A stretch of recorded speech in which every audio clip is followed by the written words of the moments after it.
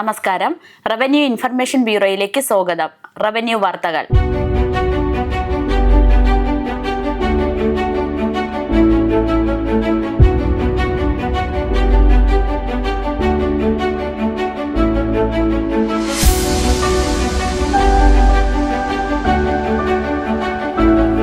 പ്രധാന വാർത്തകൾ. സംസ്ഥാന ബഡ്ജറ്റ് മുണ്ടക്കൈ ചൂരൽമല പുനരധിവാസത്തിനായി 750 കോടിയുടെ പദ്ധതി. കെട്ടിക്കിടക്കുന്ന ഭൂമി തരംമാറ്റ അപേക്ഷകൾ വേഗത്തിൽ തീർപ്പാക്കണമെന്ന് മന്ത്രി കെ രാജൻ. 10 വർഷം കൊണ്ട് 5 ലക്ഷം പട്ടയങ്ങൾ നൽകുക സർക്കാർ ലക്ഷ്യമെന്ന് റവന്യൂ മന്ത്രി കെ രാജൻ. ഭൂമിയുമായി ബന്ധപ്പെട്ട സമഗ്ര വിവരങ്ങളടങ്ങിയ പ്രോപ്പർട്ടി കാർഡ് 2026 ആദ്യം നിലവിൽ വരും. വാർത്തകൾ വിശദമായി. മുണ്ടക്കൈ ചൂരൽമല ദുരിതബാധിതർക്കുള്ള പുനരധിവാസത്തിന് സംസ്ഥാന ബജറ്റിൽ 750 കോടിയുടെ പദ്ധതി പ്രഖ്യാപിച്ച് ധനമന്ത്രി KN ബാലഗോപാൽ. പുനരധിവാസത്തിന്റെ ആദ്യഘട്ടമായാണ് തുക അനുവദിച്ചത്. CMDRF, SDMA, പൊതു സ്വകാര്യ മേഖലകളിൽ നിന്നുള്ള ഫണ്ടുകൾ, സ്പോൺസർഷിപ്പുകൾ എന്നിവ ഇതിനായി വിനിയോഗിക്കുമെന്നും അദ്ദേഹം വ്യക്തമാക്കി. പുനരധിവാസം സമയബന്ധിതമായി പൂർത്തിയാക്കുമെന്നും ധനമന്ത്രി കൂട്ടിച്ചേർത്തു. ആകെ നഷ്ടം 1202 കോടി രൂപയാണ്.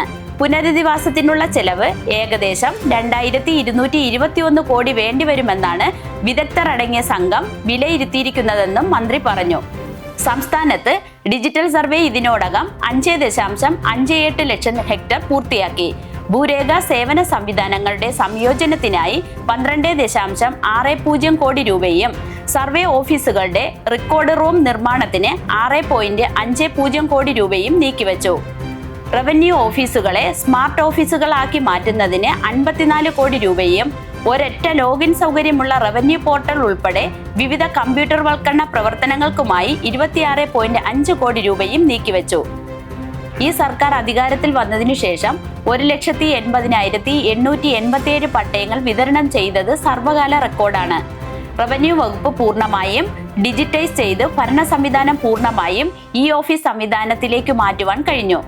കേരള സംസ്ഥാന ഭവന നിർമ്മാണ ബോർഡിന് 52.42 കോടി രൂപ വകയിരുത്തി. താഴ്ന്ന വരുമാനക്കാർക്കുള്ള ഭവന പദ്ധതിക്കായി 9 കോടി രൂപയും വകയിരുത്തി. ഗൃഹശ്രീ ഭവന പദ്ധതി വിഹിതം 24 കോടിയായി വർദ്ധിപ്പിക്കുകയും മുതിർന്ന പൗരന്മാർക്കുള്ള സീനിയർ സിറ്റിസൺ ഹോം പദ്ധതിക്ക് 5 കോടി രൂപ വകയിരുത്തുകയും ചെയ്തു. MN ലക്ഷം വീടുകളുടെ പുനർനിർമ്മാണത്തിനും അടിസ്ഥാന സൗകര്യങ്ങളുടെ വർധനവിനും 10 കോടി രൂപയും സംസ്ഥാന നിർമ്മിതി കേന്ദ്രത്തിന് 10 കോടി രൂപയും അനുവദിച്ചു.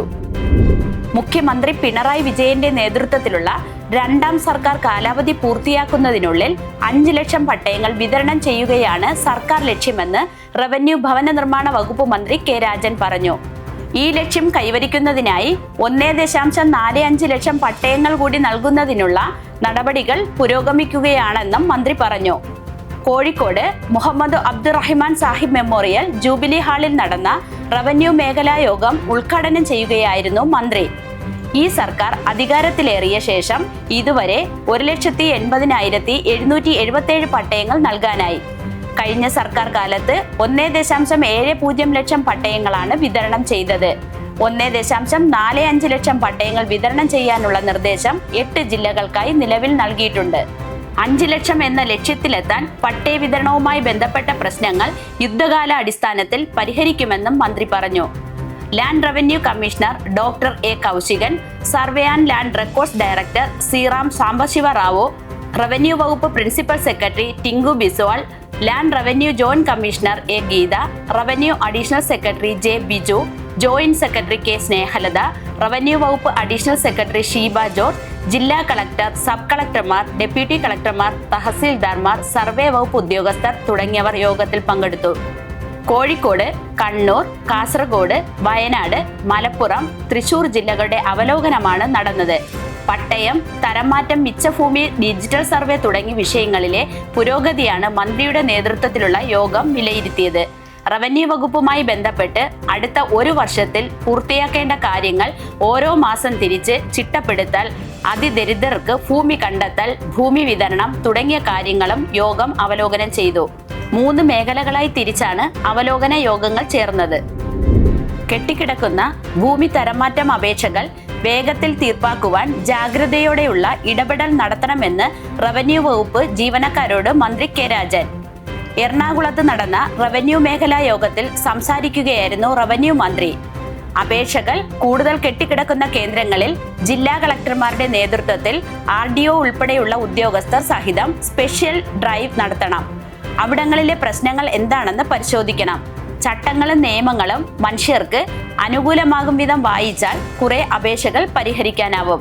ഓരോ ആഴ്ചകളിലും ജില്ലാ കളക്ടർമാർ തരംമാറ്റ അപേക്ഷകളുടെ സ്ഥിതി വിവരം അവലോകനം ചെയ്യണമെന്നും മന്ത്രി നിർദ്ദേശിച്ചു. റവന്യൂ മേഖലാ യോഗങ്ങൾ പൂർത്തിയായാൽ ഉടൻ അതത് ജില്ലാ കളക്ടർമാർ വില്ലേജ് ഓഫീസർമാരുടെ യോഗം വിളിച്ച് നടപടികൾ വിശദീകരിച്ച് പ്രവർത്തനങ്ങളുടെ വേഗം കൂട്ടണമെന്നും റവന്യൂ മന്ത്രി പറഞ്ഞു. പട്ടയ അദാലത്തിന്റെ 2ാം പതിപ്പ് വൈകാതെ നടത്തും.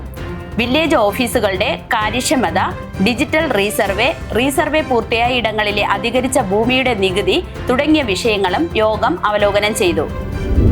റവന്യൂ വകുപ്പിന് കീഴിലെ എല്ലാ സേവനങ്ങളും സ്മാർട്ട് ആക്കുക എന്ന ലക്ഷ്യത്തിന്റെ ഭാഗമായി 2026 ജനുവരി ആകുമ്പോഴേക്കും ATM കാർഡ് മാതൃകയിൽ പ്രോപ്പർട്ടി കാർഡ് എല്ലാവർക്കും വിതരണം ചെയ്യാനാകുമെന്ന് മന്ത്രി കെ രാജൻ.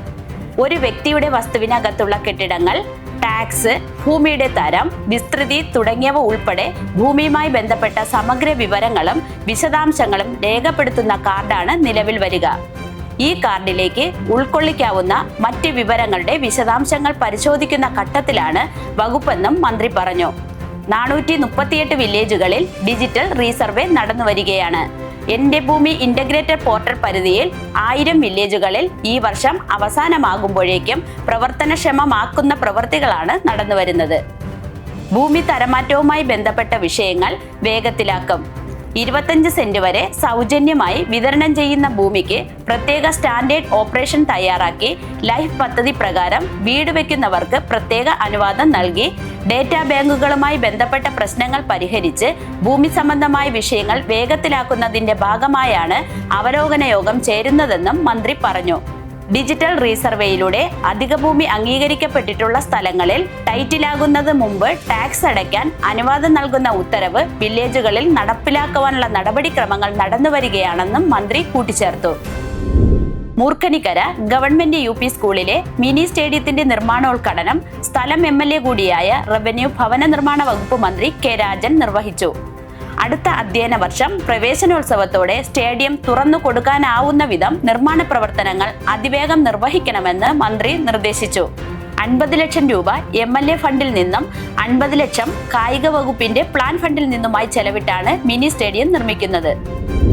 പട്ടികവർഗ സമൂഹത്തിന്റെ സാമൂഹിക സുരക്ഷിതത്വത്തിനും വികസനത്തിനും വേണ്ടി ക്രിയാത്മക പദ്ധതികൾ ആവിഷ്കരിക്കുന്ന സംസ്ഥാനമാണ് കേരളമെന്ന് റവന്യൂ ഭവന നിർമ്മാണ വകുപ്പ് മന്ത്രി കെ രാജൻ അഭിപ്രായപ്പെട്ടു. നെഹ്റു യുവകേന്ദ്രയുടെ ആഭിമുഖ്യത്തിൽ സംഘടിപ്പിച്ച പട്ടികവർഗ യുവജന സമ്പർക്ക പരിപാടിയുടെ ഉദ്ഘാടനം കൈമനം BSNL ട്രെയിനിംഗ് സെന്ററിൽ നടന്ന ചടങ്ങിൽ നിർവഹിക്കുകയായിരുന്നു മന്ത്രി. ഛത്തീസ്ഗഡ്, ഒഡീഷ, മഹാരാഷ്ട്ര സംസ്ഥാനങ്ങളിലെ 5 ജില്ലകളിൽ നിന്നുള്ള ഗോത്രവർഗ വിദ്യാർത്ഥികളാണ് 16ാമത് യുവജന സമ്പർക്ക പരിപാടിയുടെ ഭാഗമായി കേരളത്തിലെത്തിയത്. ഒരാഴ്ച നീണ്ടു നിൽക്കുന്ന പരിപാടിയിൽ വിവിധ വിഷയങ്ങളെ അധികരിച്ചുള്ള ക്ലാസുകൾക്ക് പുറമെ സംഘാംഗങ്ങൾക്ക് കേരള നിയമസഭ, Vikram Sarabhai space centre, techno park, sports authority of India, വിഴിഞ്ഞം പോർട്ട് എന്നിവയിൽ പഠനയാത്രയും കോവളം ബീച്ച്, മ്യൂസിയം, മൃഗശാല എന്നിവ കാണാനുള്ള സൗകര്യവും ഒരുക്കിയിട്ടുണ്ട്. ഇതോടെ ഈ ബുള്ളറ്റിൻ പൂർണ്ണമാകുന്നു.